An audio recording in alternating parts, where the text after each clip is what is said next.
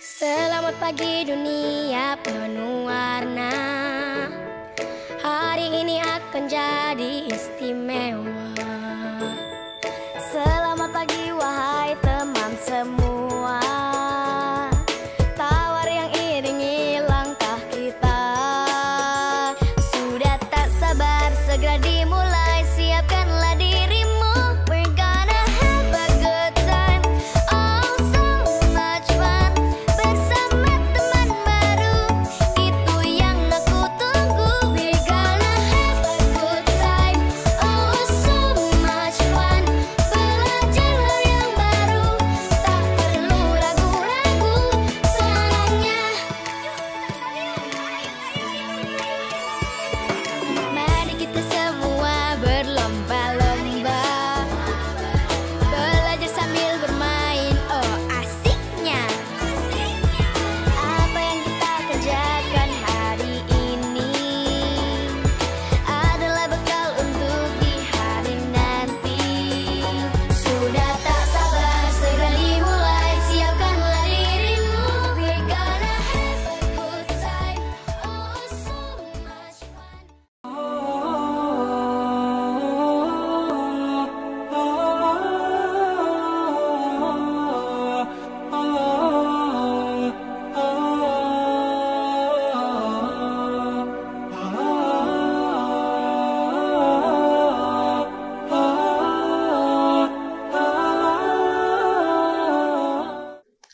Assalamualaikum warahmatullahi wabarakatuh. Alhamdulillahillazi anzalal Qur'an hudan linnasi wa bayyinatin minal huda wal furqan. Asyhadu an la ilaha illallah wahdahu la syarikalah wa asyhadu anna Muhammadan abduhu wa rasuluh. Allahumma salli wa sallim wa barik ala nabina Muhammad wa ala alihi wa ashabihi wa man tabi'ahu bi isanin ila yaumil ma'ad. Faqad qala Allah Ta'ala fil Qur'anil Karim, a'udzu billahi minasy syaithanir rajim, wa laqad ra'ahu nazlatan ukhra inda sidratul muntaha indaha jannatul ma'wa ila akhirat. Bapak-bapak dan ibu-ibu jamaah pengajian Al-Furqan yang mudah-mudahan selalu mendapat rahmat dan keberkahan dari Allah Subhanahu wa taala. Pertama-tama tentu kita tetap memperbanyak puji syukur kita kepada Allah. Alhamdulillah, sampai saat ini berbagai macam rahmat dan karunia-Nya Allah tetap dapat kita nikmati. Kita masih sehat dan kita masih kuat dan kita masih sempat untuk hadir ke majlis yang mulia ini, majlis rutin kita ini, majlis kajian, ya. Dan selanjutnya juga kepada Nabi kita Muhammad sallallahu alaihi wasallam. Mari kita juga selalu memperbanyak selawat, salam, ya. Karena dengan risalah dakwah yang beliau sampaikan, yang kita amalkan sampai sekarang, dan sebagai pedoman kehidupan kita sampai akhir zaman, insyaAllah akan membawa keselamatan kita, dan juga insyaAllah selawat kita akan memberi syafaat untuk kita nanti di yaumul akhir. Bapak dan ibu-ibu sekalian, kajian kita memang surat apa? Surat An-Najm. An-Najm 13, 14 ya, bisa 14 dan sampai 18 begitu. Ayat ini ada kaitannya dengan pertama dengan mi'rajnya Nabi kita Muhammad sallallahu alaihi wasallam, ya. Dan juga ada kaitannya dengan bagaimana Nabi kita Muhammad sallallahu alaihi wasallam melihat secara langsung, ya, suasana di Sidratul Muntaha dan juga dia dapat melihat secara langsung dengan bentuk yang asli malaikat Jibril untuk kedua kalinya. Itu inti isinya. Dan tentu ini juga mempunyai makna yang sangat tinggi bagi kita karena dia setiap ayat Al-Quran, apapun ayatnya, dia tetap membahas masalah-masalah yang penting untuk kita. Terutama berkaitan dengan kemantapan keyakinan kita, akidah kita, iman kita, tauhid kita kepada Allah Subhanahu wa taala. Dan itu tidak akan pernah habis untuk kita baca dan kita pelajari. Ya. Kenapa kita pilih ayat ini Bapak dan sekalian? Ya, karena kajian kita ini sekali sebulan, maka kita ambil ayat-ayat sesuai dengan kajian-kajian yang akan kita bahas dalam kajian ini. Karena ini kebetulan juga di saat kita di bulan Rajab terlalu banyak orang membicarakan kembali, bahkan memperingati peristiwa yang terjadi pada diri Nabi kita Muhammad Sallallahu Alaihi Wasallam yang disebut di dalam Al-Quran Isra dan Mi'rajnya. Jadi disebut Isra Mi'raj. Apalagi sekarang tanggal 19 Rajab Hari ini 19 Rajab juga bertepatan dengan 19 Januari. Sama 19 Rajab, 19 Januari. Walaupun secara khusus, secara sunnah tidak ada tuntunan dan tuntutan. Ingat Pak, tidak ada tuntunan, tidak ada tuntutan bagi kita kalau datang bulan Rajab kita memperingati Isra Mi'raj. Karena bagi kita hal-hal yang berkaitan dengan kehidupan Rasulullah itu akan kita ingat dan akan kita pelajari sepanjang waktu. Biasa saja, apakah itu masalah maulidnya, apakah itu masalah Isra-nya, apakah itu Mi'rajnya, apakah itu masalah apa dakwanya, itu menjadi tuntutan kepada kita sepanjang waktu untuk kita bicarakan dan kita jadikan sebagai uswatun hasanah, sebagai suri toladan yang baik bagi kita di dalam menjalani kehidupan kita sebagai hamba Allah di muka bumi ini. Kenapa ibu-ibu dan bapak sekalian menarik orang bicarakan masalah Isra dan Mi'raj gitu Kenapa? Padahal itu hanya sekelumit sangat pendek dari kehidupan Rasulullah. Saya katakan sekelumit karena peristiwa itu tidak cukup satu malam. Hanya sebahagian malam. Dengan perjalanan yang begitu panjang. Dari Masjidil Haram ilal Masjidil Aqsa. Itu sudah ribuan kilometer. Dari Masjidil Aqsa naik ke mana? Sidratul Muntaha, sebelumnya melewati 7 lapis langit. Sidratul Muntaha itu akhir setelah langit ke-7. Coba lihat di sini. Jadi kita bicarakan Mi'raj. Dan itu semuanya adalah di luar nalar kita. Katakan di luar nalar kita, di luar kemampuan akal pikiran kita untuk apanya? Memahami kalau hanya berdasarkan peristiwa atau sejarah yang dibaca-baca itu. Tapi karena ini peristiwa dibicarakan oleh Al-Quran, kan itu dibicarakan oleh Al-Quran, jelas ayatnya, bukti jelas ayatnya, kalau hal yang berkaitan dengan Isra, itu ayat pertama surat Bani Israel. Yang kita kenal dengan apa? Subhanalladzi asra bi'abdihi laylam minal masjidil haram ilal masjidil aqsa alladzi barakna haulahu linuriyahu min ayatina innahu wassami'ul basir. Itu jelas. Ayatnya jelas. Zuhair mengatakan Allah memperjalankan, Allah mengisrakan. Itu artinya Allah mengisrakan hambanya yang bernama Muhammad dari Masjidil Haram ke Masjidil Aqsa pada sebahagian malam. Untuk memperlihatkan tanda-tanda kebesaran kami. berkaitan dengan Mi'raj tidak dibicarakan secara khusus. Tapi disebutkan bahwa Nabi melihat Jibril secara langsung yang kedua kalinya di Sidratul Muntaha. Di saat kita bicara Sidratul Muntaha, itu Nabi pernah ke Sidratul Muntaha adalah di waktu Mi'raj. Nah, maka itu sebabnya ayat yang berkaitan dengan Mi'raj itu adalah ada di dalam surat An-Najm ayat 13 sampai dengan 18 begitu. Nah, itu yang kita bicarakan, Bapak. Jadi hal yang di luar nalar. Walaupun itu di luar kemampuan akal kita, dan memang tidak mampu akal kita. Walaupun di era modern, di era teknologi yang sudah maju ini, tidak juga mampu akal kita, pikiran kita, otak kita menalarnya. Tapi karena itu ada dalam ayat Al-Quran, maka tidak ada pilihan kita selain dari memperlihatkan sikap kita sebagai orang beriman. Sikap kita adalah wa qalu sami'na wa ata'na ghufranaka rabbana wa ilaikal. Kan itu sikap orang beriman kan begitu. Ada 285 kan apa?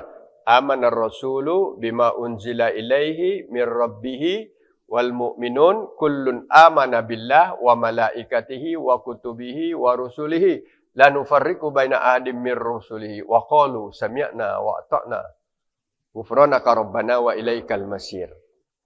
Ya Allah, kalau itu firman-Mu, kalau itu ayat-Mu, kalau itu wahyu-Mu, kan itu artinya ya. Sami'na, kami dengar. Sudah kami dengar, kami tidak paham, kami tidak bisa menalarnya. Tapi karena itu ayat-Mu, kami tidak ragu. Ya. Karena zalikal kitabu la raiba fihi. Kami tidak ragu, itu kitab tidak boleh diragukan. Di dalamnya hudal lil muttaqin. Maka sikap kami wa ata'na, kami patuhi. Ya, kami patuhi. Bahkan kalau ada titik lemah kami, kesalahan kami, ghufranaka rabbana. Kami berharap ampunan-Mu. Ya Allah, salah kami, ya Allah. Kami tidak bisa di sini kekurangan kami, di sini kelalaian kami, di sini hal-hal yang tidak di luar nalar kami, maka kami hanya minta ampun. Kenapa kami perlu minta ampun kepadamu? Karena kami akan kembali kepadamu. Masya Allah, ayat Al-Quran begitu, Bapak sekalian. Jadi kalau tidak bicara surat Mi'raj itu adalah peristiwa yang memang real, yakin, hakul yakin terjadi pada diri Nabi. Dan kenapa itu kita terima dengan hakul yakin? Karena itu jelas ayatnya membicarakannya. Nah, selanjutnya Ibu-ibu dan Bapak sekalian. Maka itu sebabnya juga kita dulu sudah berkeyakinan hal-hal yang berkaitan dengan sesuatu hal yang luar biasa di luar kemampuan kita, maka itu kita akan memahaminya, menerimanya dengan kata-kata subhanallah. Kan itu ya? Subhanallah. Maka itu juga Isra Mi'raj itu dimulai dengan apa? Subhanallazi. Kan itu ya? Apa subhanallah? Dulu kita sudah bicarakan. Subhanallah itu kalimat tasbih. Kalimat tasbih yang kita baca. Minimal kalau sudah sholat, kita sering menjadikan bahan zikir kita. Subhanallah, subhanallah kan. Subhanallah berapa kali Bapak sekalian? 33 kali. Tambah dengan Allah. Alhamdulillah 33. Tambah dengan Allahu Akbar 33. Tutup 100 dengan apa? La ilaha illallah wahdahu la syarikalah lahul mulku wa lahul hamdu ala kulli syai'in qadir. Dan itu kalau nyebut pahala dan nilai itu tidak terhingga. Ya. Tapi kita tidak nyebut. Tapi intinya sih kenapa subhanallah? Kenapa ditekankan? Ya gitu. Karena itu memperlihatkan sikap kita sebagai orang beriman, kelemahan kita sebagai orang beriman, dan mengakui kebesaran dan kelebihan Allah Subhanahu wa taala. Itu intinya. Kalau kita tambah lagi sedikit, dulu kalau kita paling dekat dengan Allah kapan? Waktu rukuk dan sujud. Dan rukuk dan sujud adalah suatu perbuatan yang kita lakukan hanya untuk Allah. Kena? Hanya untuk Allah. Tidak boleh yang lain. Rukuk tak boleh kepada manusia. Sujud tak boleh kepada manusia. Sujud yang boleh bahasa Palembang itu lain. Kan anak sujud kepada anak. Sujud tak? So, isteri sujud. Betul itu lain. Sifatnya di makna yang lain tunduk dengan salam dengan apa itu aja. Jadi kalau sujud itu hanya hak Allah. Ya. Allah yang boleh itu, yang lain tak boleh. Yang akan kita ambil di sini apa? Di saat kita paling dekat kepada Allah itu kita dituntut berzikir. Semua zikir yang berkaitan dengan rukuk dan sujud itu tasbih. Tasbih ya. Coba lihat. Waktu kita rukuk. Subhana rabbil azim. Ya. Tidak pakai wa bihamdihi ya. Yang sahih hadisnya subhana rabbil azim aja. Ya. Tasbih itu kan? Subhanakallahumma rabbana wa bihamdika Allahumma firli. Tasbih. Subuhun kudusun rabbul malaikatu waruh. Tasbih. Tasbih. Itu waktu rukuk. Waktu sujud apa? Subhanabbil a'la. Atau subhanakallahumma rabbana wa bihamdika Allahumma firli. Atau subuhun kudusun rabbul malaikatu waruh. Atau tidak baca. Boleh juga kan? Kan itu pilihan Masya Allah kan ya. Ya pilihlah. Bisa satu. Dan boleh juga tidak baca. Tapi hati kita tetap tertuju kepada kebesaran Allah. Subhanallah. Itu menunjukkan kebesaran Allah. Di saat kita dengar suatu berita yang luar biasa di luar nalar manusia. Subhanallah. Terbakar Los Angeles ya. Apa yang terbakar? Los Angeles atau Virginia?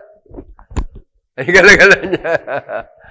Itu kan kemampuan, tak mampu. Orang-orang Amerika yang sudah maju pun tak mampu dia kan. Di luar nalar itu kan. Kita orang beriman sudah punya pedoman. Subhanallah. Kalau Allah berkehendak, tidak ada yang bisa menghalanginya. Karena itu urusan Allah. Ya. Innama amruhu idza arada syai'a ayyakula lahu kun yakun. Kalau Allah ingin, cukup dengan kata kun fayakun. Begitu pula lah Isra Mi'raj. Maka dimulai dengan subhanal lazim.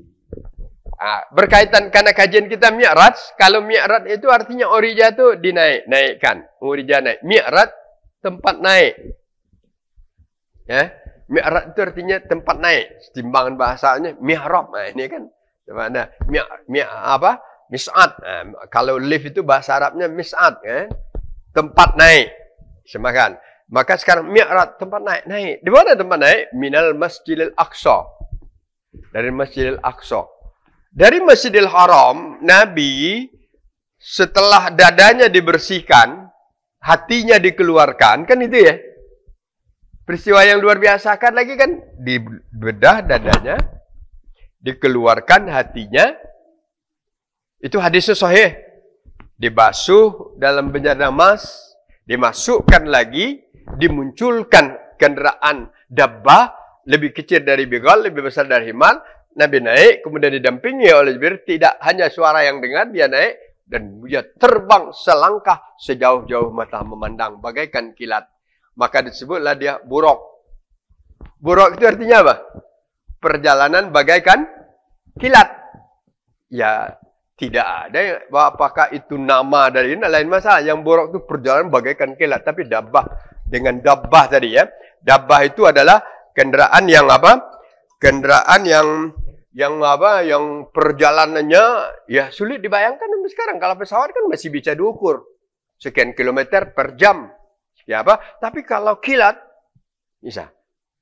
Cahaya itu kan cahaya senter begitu kecepatannya. Cahaya lampu mobil begitu kecepatannya. Tambah kuat cahaya itu tambah tinggi kecepatannya. Maka kecepatan kilat berapa?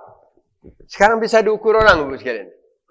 Bisa diukur orang. Kecepatan kilat itu kan cepat ya. Bisa dikilat. Jadi buraq, kendaraan yang langkah jalannya bagaikan kilat. Maka buraq. Sifat buraq itu perjalanannya begitu. Maka yang anehnya, yang khusus bicaraan kita, setelah dia langkahnya yang sahih, yang kita dapatkan secara khusus hadisnya adalah dari Masjidil Haram langsung ke Masjidil Aqsa.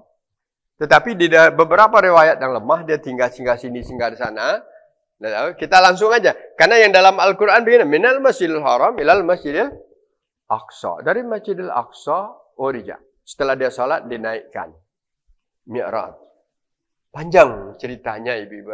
Yang jadi pelajaran kita adalah dia ditemani oleh siapa? Kendaraannya baru ditemani oleh Jibril. Di waktu dia naik di Mekah itu, Nabi tidak melihat Jibril. Tapi mendengar suaranya. Nabi itu dengan Jibril itu kan hampir setiap hari, setiap saat ya. Kenapa? Kadang-kadang dia sedang tidur, sedang berjalan, sedang masjid, sedang beribadah, datang Jibril. Dalam sehari itu entah berapa kali datang. Tapi dia datang khusus membawa apa? Wahyu. Tapi apa? Nabi tidak melihat. Nabi tidak melihat Jibril. Kenapa? Karena Jibril itu adalah makhlukun rohaniyun. Gitu, makhluk rohani. Makhluk yang rohnya jelas. Tapi apa? Tidak ada jasmaninya. Tidak ada jasmaninya. Secara apa dikatakan? Secara zahir pandangan kita manusia tidak ada jasmaninya. Tapi apakah di sisi Allah ada jasmaninya? Ada. Buktinya nanti dia telah melihatnya dua kali. Jadi dia bisa malaikat itu makhluk rohani, tapi dia kondisi-kondisi tertentu dia bisa berubah menjadi bentuk apa? Bisa bentuk manusia, bisa berbentuk yang lain. Nah, sekarang kita bicara Jibril. Nabi kan sering didatangi orang, kelihatannya orang. Tapi setelah Jibril ini bisa datang dengan bentuk, bisa bentuk dengan orang. Yang bentuk dengan orang pernah saya ceritakan dulu kan? Hadis Jibril. Kan ada tahu nak hadis Jibril? Hadis Jibril itu apa? Bainama nahnu julusun inda Rasulillah. Waktu kami duduk di suatu majlis Rasulullah, istala alaina rajulun sadidu bayadu siyab. Tiba-tiba muncul di hadapan kami seorang laki-laki yang berpakaian serba putih. Syawab. Sadidu bayadu siyab. Wasadidu sawadu syar. Dan sangat hitam rambutnya. Walam yuro alaihi asarus safar. Tidak ada bajunya bekas-bekas debu dalam tidak berdebu, tidak berkeringat. Kalau kita berjalan apa? Keringat. Sininya apa? Basah ya. La yura alaihi safar. Coba lihat. Jibril berubah bentuk jadi manusia.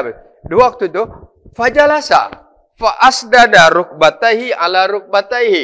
Dia duduk langsung di hadapan Rasulullah dan dia adu lutut. Wa wada'a kaffaihi ala fakhizaihi. Meletakkan kedua tangan di atas paha. Summa qala, ya Muhammad, akhbirni anil Islam. Muhammad ceritaku tentang Islam. Dijawab rukun Islam yang 5. Khala sadaqta.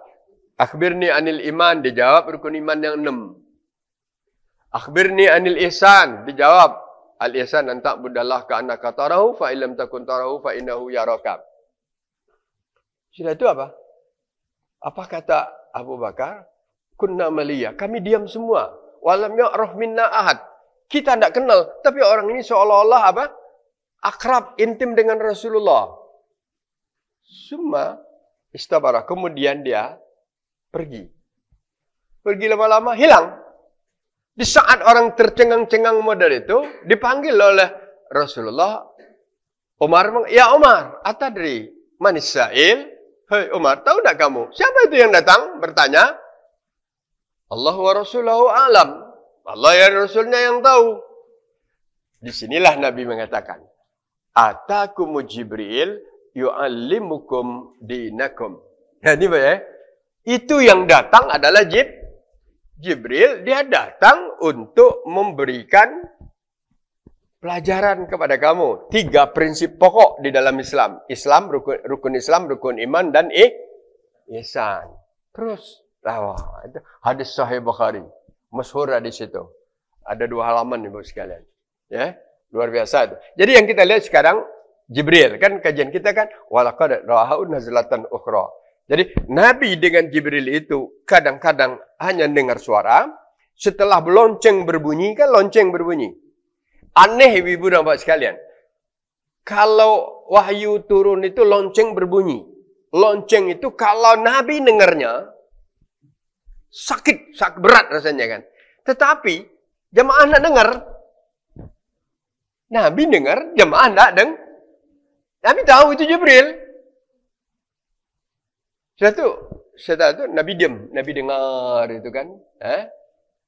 Baru dia apa yang dibacakan Jibril, dibacanya lagi, diingatkannya, kemudian disampaikan. Itulah wahyu, cara wahyu turun. Tidak lihat. Jadi Nabi dengan Jibril pertama tidak melihat. Yang kedua, kondisi-kondisi tertentu dikehendaki oleh Allah. Jibril dirubah bentuk oleh Allah seperti manusia, seperti seorang laki-laki. Yang kaitan dengan ayat yang kita bahas ini, di waktu Mi'raj, setelah jauh perjalanan dari Mekah ke Masjidil Aqsa naik ke langit, entah berapa lamanya itu. Entah berapa panjang perjalanannya. Saking panjang perjalanannya, ibu dan bapak sekalian, naik dari Masjidil Aqsa. Masjidil Aqsa itu di mana dia sekarang? Di Palestina. Masih ada tak masjid itu? Masih. Sayang apa? Orang Islam tidak bebas untuk beribadah di sana. Kenapa tidak bebas? Karena di bawah penjajahan tirani Israel. Ada. Dia memang tetap juga orang Islam sholat. Tapi apa? Sholat masjid, tapi di keliling itu dikawal oleh polisi apa? Polisi Israel. Itu di sana. Itu tempatnya. Dan Masjidil Aqsa, masjid ketiga yang dituntut umat Islam kalau bisa kunjungi. Ya, kalau bisa yang boleh, yang dituntut ziarah-ziarah itu hanya sebanyak ini masjid di dunia hanya 3 itu Bapak sekalian. Kalau yang lain itu turis-turis saja itu. Sama, orang tak pergi ke Masjid Emas di Depok sana, orang tak pergi masjid apa di sana, itu hanya apa? Ziarah masjid biasa. Kalau bapak dan ibu nak pergi ke Masjid Al-Jabbar di Bandung, bagus kata orang kan? Kenapa bangunannya itu? Kalau nilai pahalanya sama aja dengan pergi ke Masjid Agung sana, solat sana. Pergi ke masjid apa yang paling bagus lagi di Indonesia? Istiqlal Pergi Istiqlal. Ya, perginya itu sama aja. Solat di masjid itu sama saja dengan nilai solat di Masjid Al-Furqan. Beda enggak? Cuma yang beda apa? Refreshingnya, apa? Rohanianya, apa? Refreshi rohaninya. Nah, kagum dengan apa? Rumah Allah itu aja. Jadi boleh. Ya boleh bersusah payah mencari apa? Boleh. Tapi yang dituntut umat Islam untuk pergi dengan berkorban dengan segala-galanya, dengan walaupun itu dengan kesulitan, hanya 3 masjid. La tasuddur rihal ila fi salasati masajid. Tidak boleh orang bersusah payah mempersiapkan perjalanan. Itu boleh. La tasuddur rihal itu tidak boleh bersusah payah mempersiapkan rihal itu perjalanan. Illa fi salasati masajid, kecuali 3 masjid. Masjidi hadza wa Masjidil Haram wa Masjidil Aqsa. Itu boleh Bapak sekalian. Itulah maka orang apa? Kalau nak umrah itu dikit habis duit 35 juta biasa kan. Ya, kenapa? Tidak beribadah. Ada satu durihal tak boleh. Tapi tidak ada. Ada tidak disuruh bersusah payahlah kamu pergi ke masjid, ke kuburan apa? Wali Songo ada tak?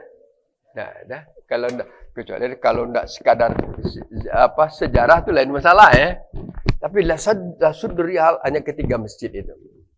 Itu hadisnya ada. Kenapa? Masjidil Haram, masjid pertama. Masjid Madinah adalah masjid yang pertama dibangun Nabi. Kan gitu ya? Kalau Masjidil Haram, Ka'bah ini dibangun oleh siapa? Ibrahim dan Ismail. Kalau Masjid Nabawi di Madinah dibangun oleh siapa? Nabi kita Muhammad Sallallahu Alaihi Wasallam. tanah wakaf pertama bangun masjid itu tanah siapa? Tanah Nabi. Jadi wakaf secara fisik Nabi juga tetap meninggalkan wakaf sekarang. Kenapa ibu sekalian? Karena di waktu hijrah kan belum ada masjid. Orang rebut. Nabi Rasulullah tempat saya, rumah saya. Tidak mau Nabi. Karena semuanya ngajak kan. Akhirnya dia punya kesimpulan. Untuk adilnya, saya akan nginap di rumah di mana unta saya ini kalau dilepas di sana dia berhenti. Dilepas untanya, berhenti. Akhirnya berhenti di suatu tempat tanah begitu. Dan belakangnya ada rumah sudah agak reot kan. Kemudian ditanya oleh, itu rumah siapa? Itu rumah anak yatim. Ya, Rasulullah nginap di rumah anak yatim. Sudah itu apa? Akhir tawar-nawar. Ditawarnya, tanah depan ini tanah siapa ya? Dibelinya oleh Rasulullah tanah itu. Kemudian dibangunlah masjid itu. Dan itulah masjid sampai sekarang Masjid Nabawi. Luar biasa ibu bapak sekalian. Nabi punya wakaf ya. Bukan sekadar meninggalkan apa dia. Tapi punya wakaf. Tanah Masjidil Haram. Walaupun tidak ke seluruh Masjid Nabawi. Sekarang kan besar. Dulu kan tidak sebesar itu. Tapi luar biasa. Jadi itulah kita tidak boleh. Kenapa punya sejarah semua? Masjidil Aqsa sejarahnya apa? Dibangun oleh Nabi Sulaiman. Kemudian tempat mi'rajnya Nabi. Kenapa mi'raj? Karena mi'raj suatu peristiwa yang luar biasa. Yang menjadi mukjizat bagi Nabi kita Muhammad SAW. Dan dia, kembali kita katakan, dari Masjidil Aqsa inilah dia naik ke atas. Tadinya, tetap dengan apakah dia Nabi tidak pernah menyebutkan bentuk kenderaan buraknya itu tidak pernah diceritakannya ya. Jadi apa? Kalau ada di rumah ibu-ibu gambar kuda, kepalanya anak gadis, cewek mak cantik, benar ya? Punya sayap, itu gambar apa itu? Itu gambar yang dikarang-karang oleh orang Syiah.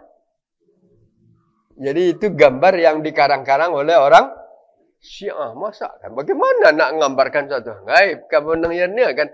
Kuda pakai sayap begitu ya. Kemudian wajahnya apa? Nah, sehingga dikatakan lagi, itu juga sengaja diperbanyak, didorong-dorong oleh orang, banyak oleh para orientalis. Jadi seolah-olah bayangannya, tuduhan negatifnya di sana Bapak sekalian. Muhammad itu, dia adalah, kenapa kok wajah anak cewek cantik ni? Kenderaan Nabi. Na'udzubillah min zalik Bapak sekalian. Itu ditulis kadang-kadang saya melihat juga di rumah orang-orang kita masih ada tulisnya subhanallazi. Dibuatnya gambar itu. Kalau ada buang. Tidak boleh. Kalau ada itu buang. Tidak ada. Jadi naik di sana. Itulah Masjidil Aqsa. Naik ke atas. Terus naik. Hal yang sampai sekarang tidak bisa dibuktikan dan dicapai oleh siapapun orangnya. Dan tidak ada ilmu orang tentang itu sampai sekarang. Nabi kan naik sampai dia nanti melewati langit pertama, langit kedua, langit ketiga, sampai langit ketujuh. Habis langit ketujuh, itulah Sidratul Muntaha. Itulah, dan di sanalah walaqad ra'ahu nazlatan ukhra. Coba lihat Bapak sekalian. Ada enggak ilmu manusia sekarang tentang langit? Ada enggak? Ada enggak suatu kajian, suatu penelitian, suatu temuan gitu ya? Ada temuan berarti ya? Temuan para ilmuwan bahwa langit itu begitu ya kan? Belum ada. Tetapi semua agama, semua manusia mengakui ada langit. Kalau kita jelas di dalam Al-Quran, khalaqas samawati wal ard kan? Dan menciptakan apa tadi? Langit, samawat itu beberapa langit dan bumi. Wallazi ja'ala lakumul arda firasa, dijadikan bumi ini anfar, was samaa binaa. Dalam Al-Baqarah 22. Bumi tempat kita berapa? Dan langit. Itu sampai sekarang tidak ada. Tapi permasalahannya sekarang apa? secara konsep Islam, secara konsep Al-Quran, Nabi bukan lagi sekadar tahu. Nabi sudah melewati langit itu. Jadi kalau ditanya, secara ilmuwan, secara ilmu, manusia yang pernah melewati langit hanya siapa? Nabi kita Muhammad Sallallahu Alaihi Wasallam. Coba lihat ini sekali. Nabi yang pernah, manusia yang pernah melewati langit, yang kita dapatkan dasarnya hanya manusia. Berarti langit itu ada. Kalau di dalam konsep hadis sahih, langit itu, setiap lapis langit itu ada malaikat penjaganya. Punya pintu. Nah, coba lihat ya. Kan Nabi di waktu naik dengan sebelum sampai Nazarul langit pertama, ada pintu. Dan itu tidak boleh dilewati oleh siapa-siapa. Waktu diketok, yang mengetok ini adalah Jibril. Waktu Jibril ngetok, berarti yang menjaganya di sana itu malaikat lain. Tidak tahu kita siapa nama malaikat itu. Kan tidak seluruh nama malaikat ada yang nama yang ada itu hanya 11. Malaikat itu banyak. Berarti kalau secara umumnya anak buah dari siapa? Jibril. Mestinya kalau presiden itu datang, tidak perlu ngetok pintu dia kan? Langsung dia apa? Disambut. Tapi tidak. Kata penjaga itu saking komitmennya, saking patuhnya kepada aturan. Siapa? Gitu ya. Saya Jibril. Ya kan? Sama dengan sekarang, kalau tiba-tiba dia mau ngetok pintu. Siapa? Saya Prabowo. Bagaimana? Dikejar. Itu siapa? Saya Jibril. Si penjaga ini tidak tahu dah, walaupun itu presidennya. Untuk apa kamu naik? Tidak ada apa. Sama saya Muhammad. Gitu ya. Sama saya ada Muhammad, dipanggil Allah. Karena itu baru dibukakan. Jadi apa saksinya sih? Langit itu ada pintunya. Oke deh. Bagaimana hakikatnya? Wallahu a'lam. Berapa jaraknya? Wallahu a'lam. Karena jangankan langit, sekarang dari sini sampai ke bulan sekian, sampai ke planet Mars sekian, kemudian ada planet yang baru sampai dengan apa?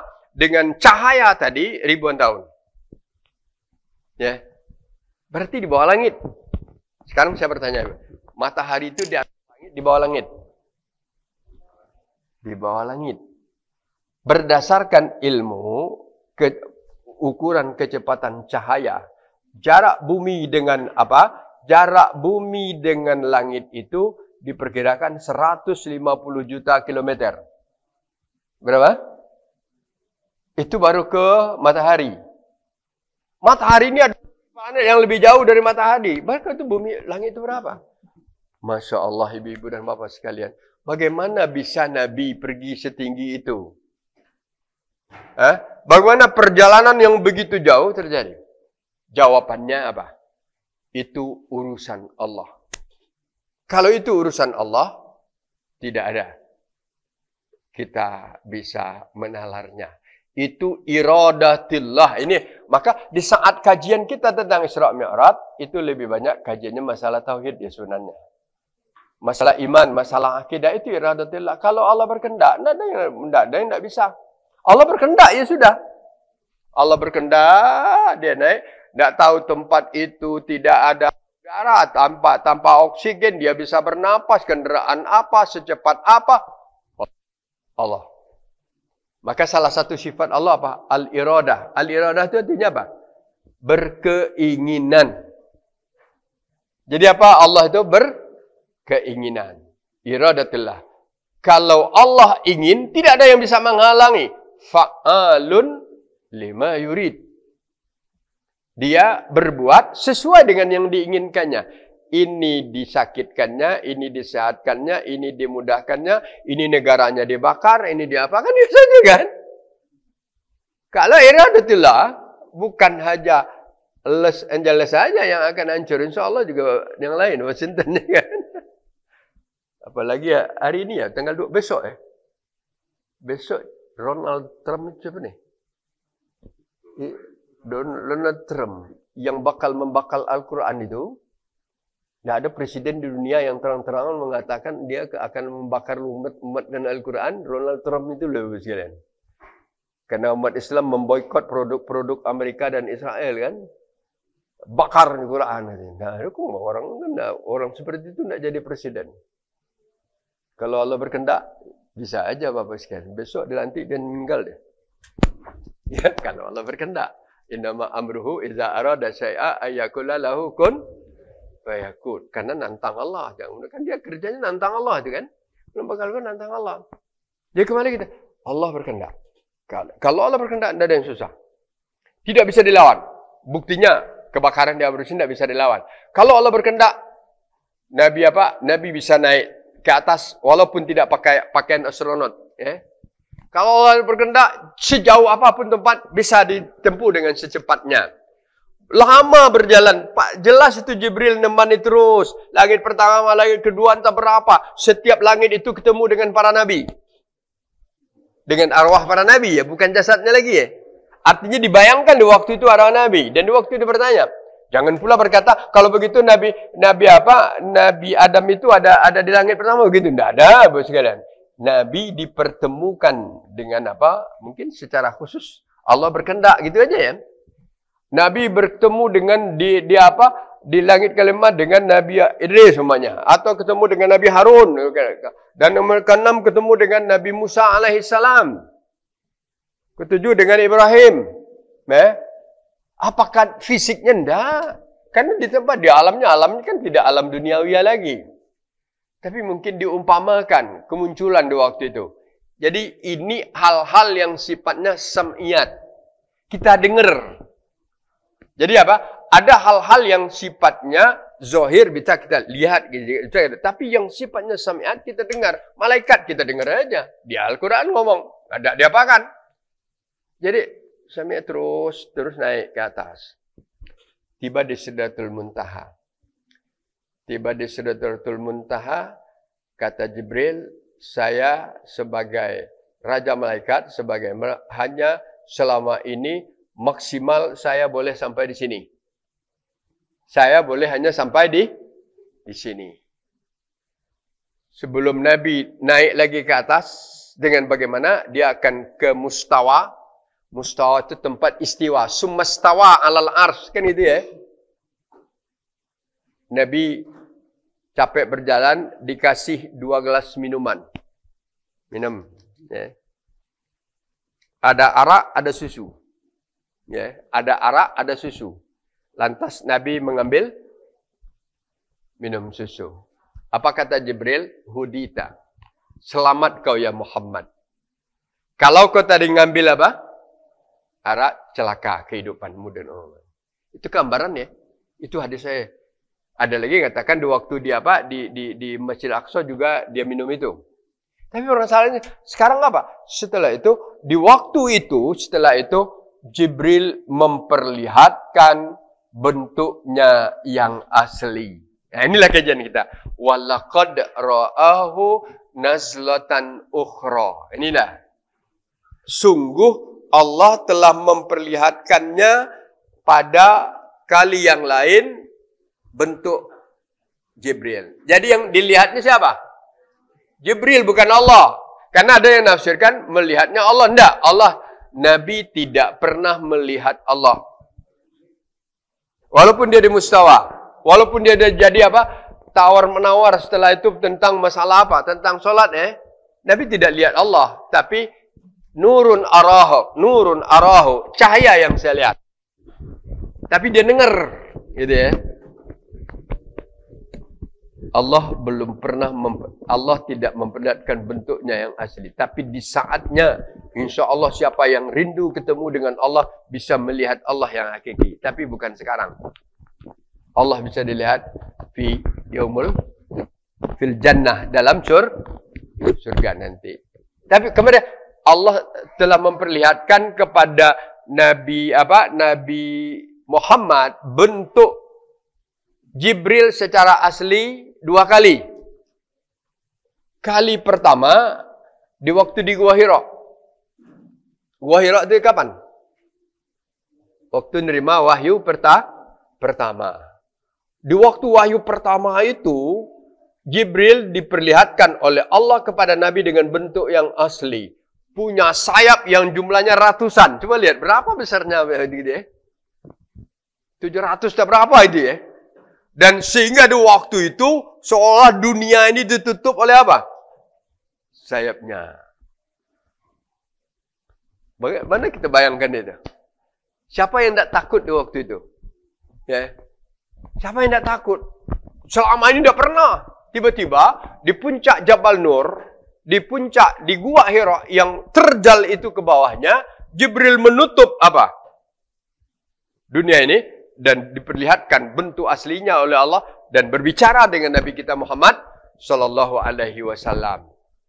Itu maka Nabi besok paginya terbata-bata turun gunung itu dan kemudian langsung ke rumahnya, tiba di rumah tidak banyak ngomong, tiba di rumah langsung ke tempat tidur, datang Siti Khadijah, dia langsung berkata, "Zammiluni, zammiluni." Kan itu? Kenapa? Dia ketakutan, bayangan. Kenapa? Dia mengalami sesuatu hal yang tidak pernah dialaminya. Dia melihat suatu makhluk yang belum pernah dilihat selama ini. Karena saking capek, karena takutnya, dengan kekuatan-kekuatan yang ada, dia sampai di rumah, kemudian dia tertidur. Istri yang bagus, istri yang apa, dapat, dia tidak langsung, apa, tidak, dia langsung. Apa yang diperintahkan Nabi dilakukannya, diselimutinya, kemudian Nabi tidur, dan besoknya, beberapa jam setelah itu, baru terbangun, baru Nabi bercerita kepada Khadijah. Dia melihat ini, dia melihat itu. Termasuk dia melihat malaikat Jibril. Dan termasuk dia menyampaikan, dia mengatakan ayat ini. Iqra' bismi rabbikal ladzi khalaq. Baru besok ditanya kepada pamannya Nabi. Nah, itu pertama. Yang kedua di waktu Mi'raj ini. Walaqad ra'ahu nazlatan ukhra. Allah telah memperlihatkan Jibril kali yang lain. Sama. Punya sayap. Ijak sama yaksha. Saking apanya? Di Sidratul Muntaha itu, Nabi melihat Jibril. Sidratul Muntaha itu kan besar. Tertutup oleh apa? Tertutup oleh sayap-sayap Jibril tadi. Saking besarnya. Jadi kalau begitu, dalam satu kata kita katakan tadi, Jibril makhluk malaikat, dia adalah makhluk rohaniah, tidak makhluk jasadiah. Kan itu ya? Kalau kita ini makhluk jasadiah. Kenapa jasadiah? Kita punya jasad, ada kepala, ada tangan, ada kaki, ada kijingan, ada dapat diindra. Kalau kita ini dapat diindra, dapat dilihat, dapat dirasa, dapat didengar, kan gitu. Tapi Jibril enggak dapat. Ini mana? Enggak ada Jibril. Dilihat, enggak nampak. Cuma malaikat oleh Nabi hanya bisa didengar. Tapi kalau manusia pernah enggak dengar? Ibu pernah enggak? Bapak pernah enggak dengar ngomongan malaikat? Pernah enggak? Tidak pernah. Pasti tidak pernah. Karena malaikat tidak akan ngomong kecuali kepada perintah Allah, kan? Sekarang malaikat ada di hadapan kita. Banyak. Bahkan lebih banyak dari kita sekarang. Karena suatu majlis yang dikaji ayat Al-Quran, itu hufat alaihimul malaikah. Hufat itu berkerumun, tindih bertindih begitu. Malaikat apa? Ya, malaikat itu banyak. Kita tidak penuh, tapi malaikat penuh. Berarti apa? Malaikat itu juga senang di saat ayat Al-Quran dan kajian Al-Quran disampaikan. Buktinya Nabi katakan gitu. Majtama'a qaumun fi baitin min buyutillah. Tidak berkumpul suatu kaum di rumah Allah, di masjid. Ya. Yatluna kitab Allah wa yatadarasunahu. Mereka baca ayat Al-Quran, tadi kita baca ayat. Walaqad ra'ahu nazlatan ukhra. Tapi waktu itu apa? Yatlunahu wa yatadarasunahu. Kita bahas, panjang lebar kita bahas. Kita kaitkan ayat ini dengan sejarah ke belakang. Kita kaitkan dengan Isra. Kita kaitkan dengan tasbih. Kemudian kita bahas langit. Dan kita bahas itu. Kan membahas. Ya tadarus. Tadarus itu namanya. Itu namanya tadarus. Tadarus itu apa? Mengkaji. Melakukan kajian. Bukan tadarus kita baca apa? Baca bergilir selaman-selaman ya. Itu ada namanya tilawah kan. Baca selaman. Ngapa? Tadarus. Ya kan? Tapi kalau melihat makna bahasa, tadarus itu bukan itu maknanya. Tadarus itu mengkaji, mempelajari, saling isi. Karena darosa itu belajar. Tadarus mengkaji. Dan Al-Quran itu memang perlu dikaji. Karena dia hudalin linnas. Dan di saat dikaji, dia tidak akan pernah habis. Karena begitu panjangnya ayat itu. Jadi, kembali kita, Pak. Jadi, di mana Jibril memperlihatkan bentuknya yang asli kedua kali kepada Nabi kita? Di Sidratul Muntaha. Pertanyaan, Sidratul Muntaha itu di mana? Sidrah itu, kalau makna sidrah itu pohon. Ya, sidrah itu pohon terakhir gitu nak. Sehingga apa? Kalau di Arab itu ada namanya pohon sidir. Pohon sidir itu ada daun. Dia ada pohon bidara kita ya. Kalau orang meninggal, salah satu airnya itu lebih bagus dicampur aromanya adalah bau daun bidara. Kalau kita kendak dengan kembang-kembang juga boleh. Walaupun itu hanya tidak merupakan wajib ya. Jadi Sidratul Muntaha, suatu tempat di akhir yang di bawah itu ada apa ya? Tapi gaib menurut pandangan kita. Tapi Nabi mengatakan gitu. Kalau di sana dikatakan indah Sidratul Muntaha, indaha Jannatul Ma'wa. Sampingnya seolah-olah kelihatan apa? Surga. Surga. Ya surga itu sudah ada belum? Sudah ada. Tapi orang masuk surga belum ya? Tapi nanti akan timbul pertanyaan. Kenapa kok Nabi pernah mengatakan bahwa di waktu dia Mi'raj diperlihatkan kepadanya neraka dan dilihatannya surga. Dan di waktu diperlihatkannya kepada neraka, kelihatannya, maaf ibu-ibu ya. Yang banyak kelihatannya apa? Ibu-ibu. Nah, bukan ibu-ibu di sini bukan. Itu hadis. Tapi itu bukan apanya, itu kondisi yang bakal terjadi Bu sini. Kalau masuk surga belum? Kalau ditanya sekarang, orang-orang yang meninggal itu sekarang di surga atau di alam barzah? Di alam barzah. Alam barzah itu di mana? Alam gaib. Ya, alamnya gaib. Tidak tahu. Karena itu maka kita banyak akidah kita yang sifatnya sam'iyat. Kalau alam gaib itu tidak perlu diteliti lagi kan? Bisa tidak alam gaib diteliti? Tidak bisa. Kenapa tidak bisa diteliti? Namanya sudah gaib. Dia ada tapi gaib. Sekarang saya tanya ibu-ibu sekalian. Dalam tubuh ibu-ibu bapak ada tidak yang gaib? Ada tak? Ada. Apa yang gaib? Jasad kita ada, darah kita ada, daging kita ada, jantung kita ada, paru-paru kita ada, tulang kita ada. Tapi kita hidup bukan jasad saja. Kita hidup bukan jantung berdetak, darah beredar saja. Kita hidup ada roh. Ya, kita hidup karena ada roh. Dan roh itu ditiupkan oleh Allah kepada kita di saat kita berada dalam rahim ibu. Ditiupkan. Pertanyaan. Bagaimana bentuk roh itu? Kalau hati jelas, darah jelas, daging jelas. Kalau roh bagaimana bentuknya? 1. 2. Di mana tempatnya? Di darah, dalam hati, dalam jantung, dalam otak. Itu sudah dikunci oleh Allah. Yas'alunaka 'anir ruh. Kulli ruhu min amri rabbi wa ma utitum minal ilmi illa qalila. Kalau ada orang bertanya tentang roh, roh itu urusan Tuhanmu. Tidak bisa menjadi urusan para intelek, tidak bisa menjadi urusan para ilmuwan, kan gitu ya? Karena sampai sekarang tidak ada suatu hal yang bisa mengatakan hakikat roh itu begini bentuk ini nih. Karena sudah dipatri oleh Allah. Itu bagusnya kita orang Islam. Hal-hal yang sudah di luar luar kemampuan kita sudah dijelaskan ada ayatnya. Jadi begitulah yang kira-kira penting bagi kita meyakini. Kenapa kita bicarakan ayat ini? Karena saatnya kita juga membicarakan hal-hal yang gaib-gaib. Dan hal yang gaib ini perlu kita ketahui sebagai tanda beriman. Karena dengan yang gaib inilah kita menjadikan Komitmen kita, penjagaan diri kita agar kita tidak jauh dari apa. Coba baca surah Al-Baqarah. Awal. Orang yang bertakwa itu bagaimana? Zalikal kitabu la raiba fihi hudal lil muttaqin. Alladzina yu'minuna bil ghaibi wa yuqimuna shalah wa mimma razaqnahum beriman dengan gaib. Gaib itu sekarang Allah gaib menurut pandangan kita. Malaikat gaib menurut pandangan kita. Yakin kita kan? Dalam tubuh kita beriman itu ada.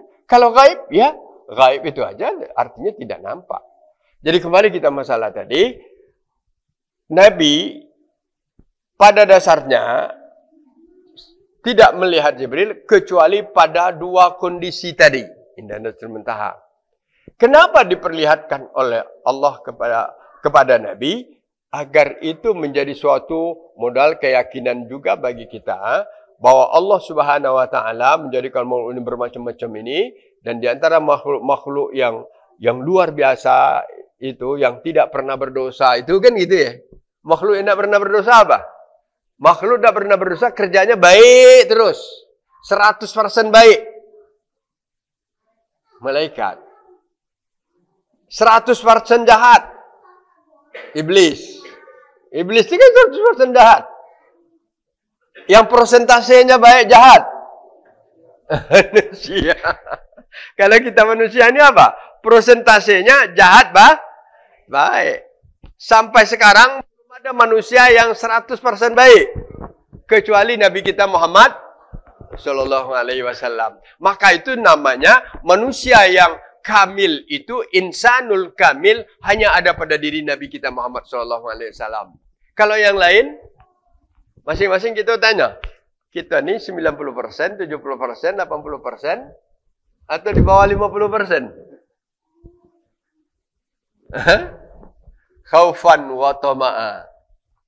Kita apa?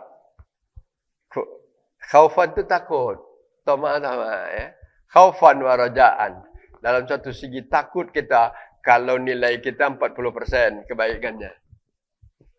Tapi dalam suatu segi kita tamak kalau dapat nilai kita 80 ke atas. Ya. Yang 100% tidak mungkin Ibu sekalian.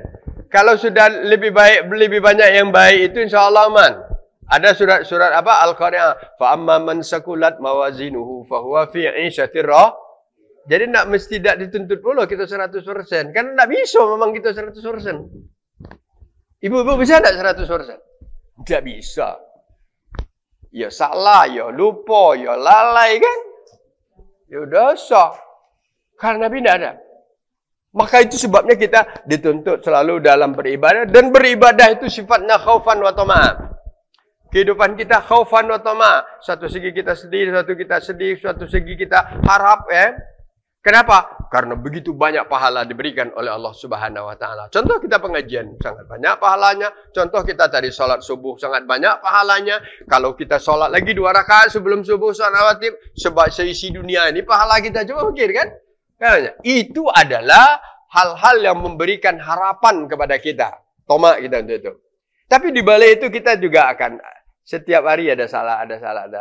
Tapi karena Rahman Rahimnya Allah, maka itulah Bapak dan Ibu sekalian, kita salah satu rahasia diwajibkan solat 5 waktu apa? Apa salah satunya? Karena kita kotor perlu dibersihkan 5 kali dalam sehari semalam. Ya. Itu ya. Solat wajib. Subuh tadi wajib. Laksana dapat pahala. Sudah dapat pahala apa? Ngapuskan kesalahan sebelumnya. Dari subuh sebentar lagi, kira berapa jam lagi nih? Zuhur. Dari subuh sampai zuhur 6 jam. Terdeteksi tak? Buruk baik kita. Terdeteksi kok sekalian. Alhamdulillah tidak ada yang besar. Kalau yang besar, dosa besar berbahaya. Kalau yang kecil, dikumpul-kumpul.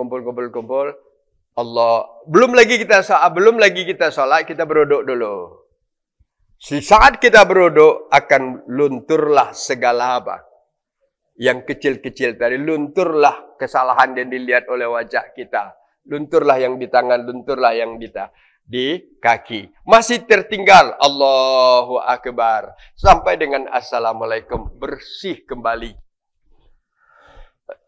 Itu ya. Tapi sudah sholat apa lagi? Tidak tertutup kemungkinan sampai asar ada lagi kan? Itulah perjalanan hidup. Jadi kembali kita masalah tadi. Kenapa Nabi satu-satunya manusia yang bisa diangkat Allah SWT? Karena Nabi adalah, ya, karena yang diterima Allah itu kan yang suci bersih. Kan?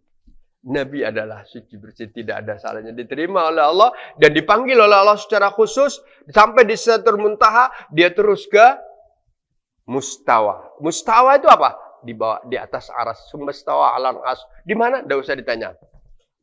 Aras itu apa? Tidak singgasana, tidak istana, enggak.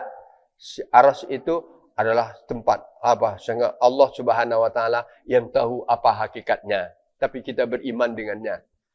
Ini kan jadi perdebatan ibu-ibu sekalian antara orang Salafi dengan orang-orang Asy'ari. Anda usah ditanya, lain kajiannya nanti Bapak sekalian.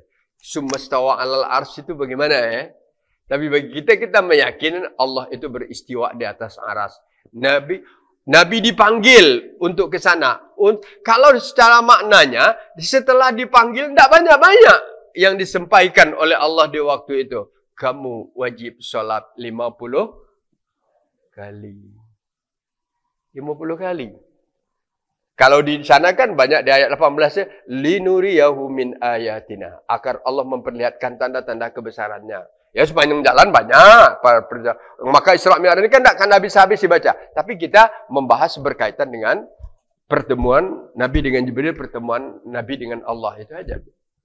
Pertemuan Nabi dengan Allah, di waktu sampai di aras itu apakah Nabi lihat? Tidak, Nabi dengar. Nabi dengar. Ya. Sudah dengar apa yang dibawanya? Umat Muhammad, umatmu wajib sholat 50 kali dalam sehari semalam. Nabi sifatnya sami'na wa ta'na.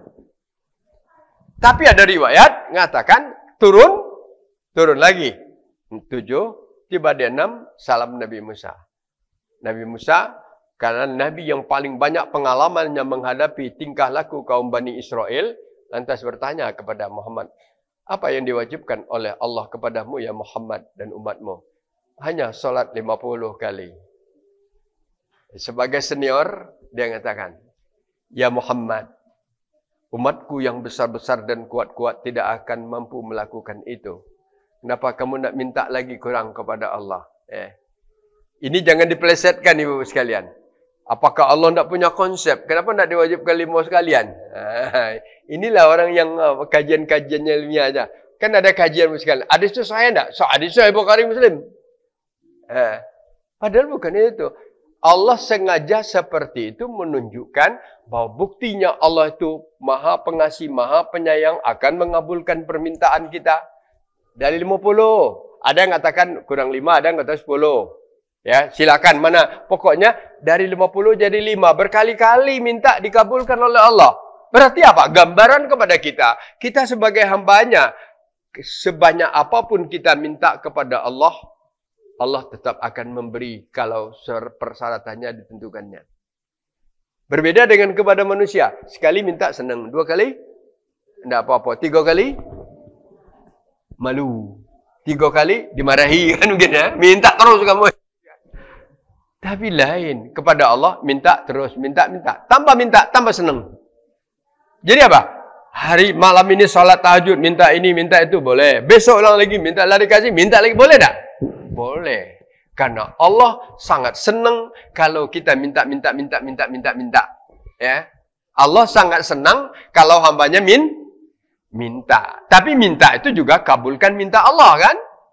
Jadi itulah ibu-ibu dan bapak sekalian, tidak banyak yang kita bahas hal-hal yang berkaitan dengan apa? Selama ini ayat yang berkaitan bagaimana Allah memperlihatkan Jibril dan apa yang terjadi di waktu itu. Semuanya adalah menunjukkan tanda-tanda kebesaran karena hari sudah hampir 50. Kalau sebelum saya lanjutkan, kalau ada yang mau mempertanyakan, disilakan ibu-ibu bapak sekalian. Pertama, Nabi itu Rasul. Terus ya Pak Nabi itu Rasul. Nabi dan Rasul. Muhammad itu Nabi dan Rasul. Yang dikatakan Nabi itu dia diberi wahyu oleh Allah. Dan dia menjadi Rasul karena wahyu yang diterima itu wajib disampaikannya. Dan itu adalah tugas pokok Rasul. Menyampaikan risalah yang diturunkan oleh Allah kepada umatnya. Walaupun penyampaian itu akan lebih banyak tantangan dan kesulitan yang dihadapinya. Itulah maka Nabi mengatakan tidak ada yang diwahyukan oleh Allah yang tidak saya sampaikan. Bahkan menjelang dia terakhir meninggal, dia pun berkata di waktu berada di padang Arafah, hal ballaghtu, hal ballaghtu, hal ballaghtu. Sahabatku sekalian, sudah aku sampaikan belum? Sampaikan belum? Sampaikan belum? Sudah ya Rasulullah. Begitu orang ramai-ramai mengatakan. Karena begitu takutnya Nabi, kalau ada sesuatu yang dilihatnya, sesuatu yang dirasakannya, sesuatu yang diterimakannya, tidak disampaikannya. Jadi Nabi itu wajib menyampaikan apapun yang diterimanya, apakah nanti tantangannya berat atau lain. Beda kalau dia menyampaikan, bisa saja kondisinya bil hikmah, kan ada bil hikmah dengan bijak ya, dengan sana. Adapun berkaitan dengan Isra Mi'raj, malam ini Isra, besok pagi dia langsung menyampaikan. Dia pergi kumpulkan orang. Apa yang dikatakannya? Saya sudah kembali dari tadi malam dari Masjidil Aqsa, dari Baitul Maqdis. Terus saya sudah dinaikkan oleh Allah dan menerima wahyu. Pada mulanya disampaikan itu kepada orang-orang yang sudah beriman, sudah Islam di waktu itu. Semuanya diam. Diam. Tidak ada apa sekalian. Letakkanlah seperti jemaah kita inilah kira-kira ya. Karena di waktu itu orang Islam juga belum banyak. Tidak semuanya. Para sahabatku sekalian, tapi hadisnya bukan begitu. Karena begitulah. Aku tadi malam diperjalankan oleh Allah ke Masjidil Aqsa, ke Baitul Maqdis, dan kemudian dilakukan. Orang Islam tidak berani ngomor, tidak berani ngomentar, tidak berani bertanya, diam semua. Tiba-tiba beberapa saat setelah, kenapa kemudian tiba-tiba datang Abu Bakar? Sampai Abu Bakar, kenapa kamu diam? Ya Abu Bakar, Muhammad Rasulullah mengatakan tadi malam dia baru kembali dari Baitul Maqdis. Kami tidak bisa terima ya Abu Bakar. Dan ada sebagian di antara kita yang sudah murtad. Sampai begitu ada yang murtad. Dia itu apa? Nabi kalah pergi. Tidak ada hadapan Nabi itu. Apa kata Abu Bakar? Siapa yang mengatakan bahwa dia apa? Ya Nabi Muhammad sudah kembali dari Baitul Maqdis dia. Nabi sendiri? Ya. Kata sahabat yang tadi. Kemudian apa kata Abu Bakar? Kalau yang mengatakan itu Muhammad, dialah kembali dari Baitul Maqdis, solat di Masjidil Aqsa, saya tidak meragukan sedikit pun bahwa itu benar terjadi. Lantas Nabi langsung Abu Bakar langsung mencari apa? Nabi itu disampaikan ke sahabat lain kan dan nerima. Cari Nabi, ya Rasulullah, apakah benar engkau mengatakan bahwa tadi malam engkau sudah diisrakan Nabi oleh Allah ke Baitul Maqdis terus ke langit? Mana? Kalau itu kalau engkau yang mengatakan itu, maka saya meyakini dengan sepenuhnya ya Rasulullah. Disinilah Nabi mengatakan, wa antas sadiq ya Abu Bakar. Wa antas sadiq itu apa? Engkau orang yang jujur, engkau orang yang benar, wahai Abu Bakar. Padahal nama sebelumnya namanya Abu Bakar saja. Sejak peristiwa Isra Mi'raj, nama Abu Bakar berubah menjadi apa? Abu Bakar Siddiq. Kenapa? Karena dialah orang yang pertama sekali mempercayai terjadinya Isra Mi'raj. Dan dia sebagai senioritas, cara kita ya. Orang yang paling senior dalam Islam siapa? Khadijah dengan Abu Bakar. Dan kemudian disampaikannya kepada sahabat yang lain, sehingga sebagian sahabat tadi yang ragu-ragu dan malah ada yang sudah hampir keluar dari Islam, dia dapat menerima dan kenyataan itu, dan dia mengakui apa yang telah terjadi pada diri Nabi. Selanjutnya cerita ini berkembang. Kalau tadi kan baru disampaikan kepada umat Islam ya, berkembang di tengah masyarakat Mekah di waktu itu. Apa kata orang? Apa kata orang Quraisy? Nah, Muhammad tambah. Kan wa innaka lamajnun itu kan pernah dikatakan. Engkau orang gila.